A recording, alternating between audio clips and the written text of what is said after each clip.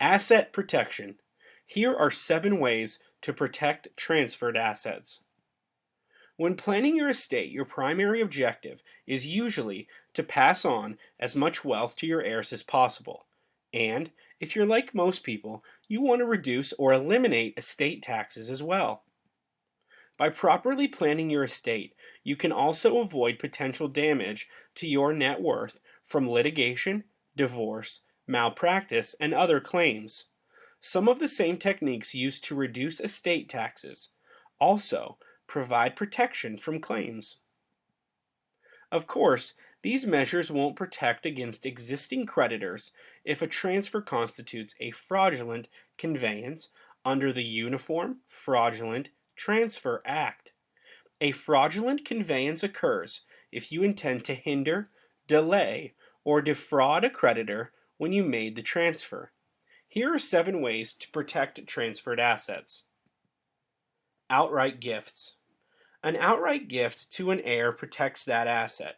However, you will lose all economic interest in and all control over that asset. Family limited partnerships.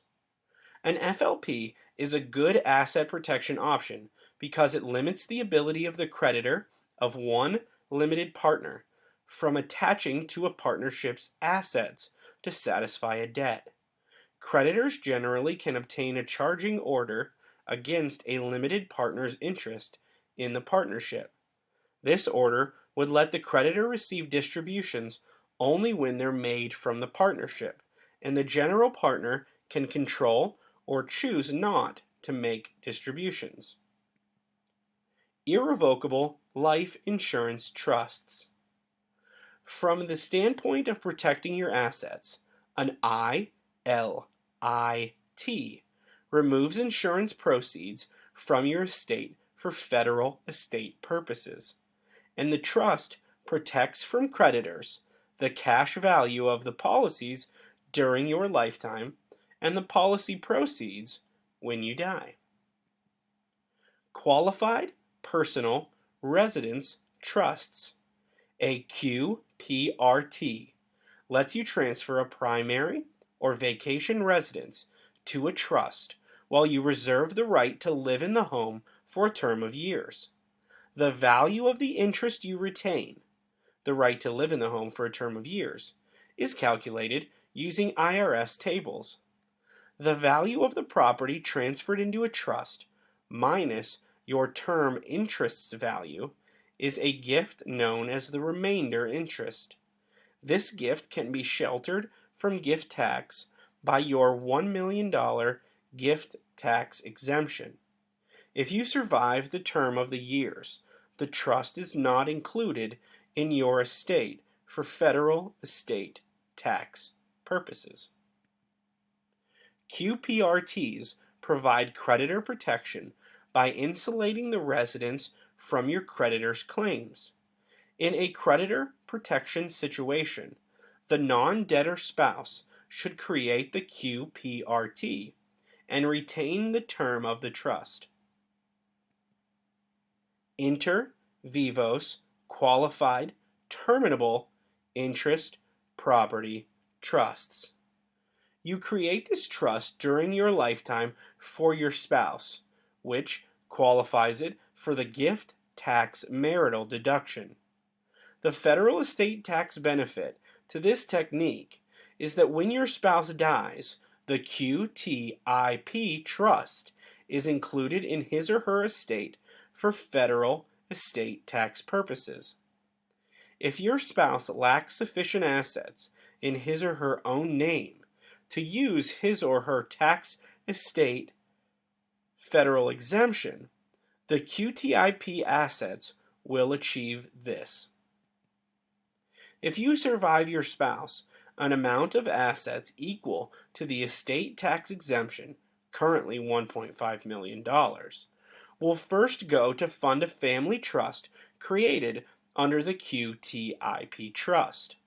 The balance of the QTIP trust assets will be allocated to the marital trust for your benefit and will qualify for the marital deduction, resulting in no federal estate tax at your death. The Inter Vivos QTIP Trust is extremely popular as a creditor protection device because the QTIP assets are completely insulated from claims of your creditors and your spouse's creditors during your spouse's lifetime. Charitable Remainder Trusts. A CRT usually provides for distribution of a percentage of the trust principal, at least annually, to the grantor for his or her lifetime and can provide for the grantor's spouse after the grantor's death. When this period ends, the charity receives the remaining CRT assets, the remainder interest. An additional benefit is that the CRT is exempt from all income tax. So a grantor owning assets subject to a large capital gain can transfer these assets to the trust, and it can sell them without the grantor or the trust having to pay any tax on the gain. Or a grantor holding highly appreciated assets that aren't producing much income can contribute them to the CRT and create an income stream and owe tax only as annuity payments are received. It sells them and reinvests the proceeds to service the annuity. Grantor Retained Annuity Trusts.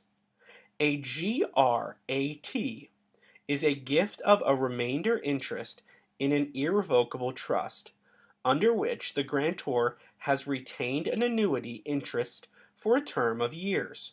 For example, if $500,000 is transferred to a GRAT,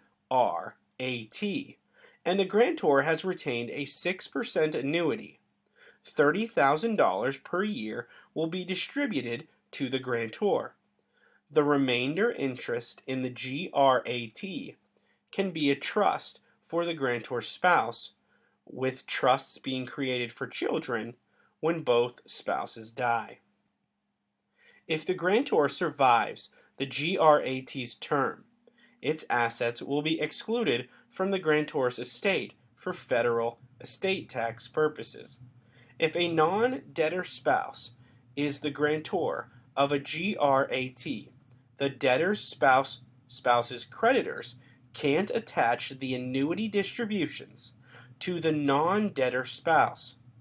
These creditors also can't attach the GRAT principal. If a debtor spouse becomes a GRAT beneficiary when the non-debtor spouse dies, his or her creditors could attach any distributions to the debtor spouse. In a society rife with litigation, you simply can't underestimate the importance of protecting yourself. The tactics listed above are just a few of the ways proper estate planning can safeguard your assets. You should learn all you can about these measures and others that may benefit you. At www.retirerichRetireHappyCoaching.com, our goal is to help you retire rich, retire happy. We will help you build wealth towards prosperous years of retirement. If you are looking for guidance on protecting your assets, leaving a legacy, estate planning, and most importantly, building wealth for retirement, go to www.retirerichRetireHappyCoaching.com today. Thank you.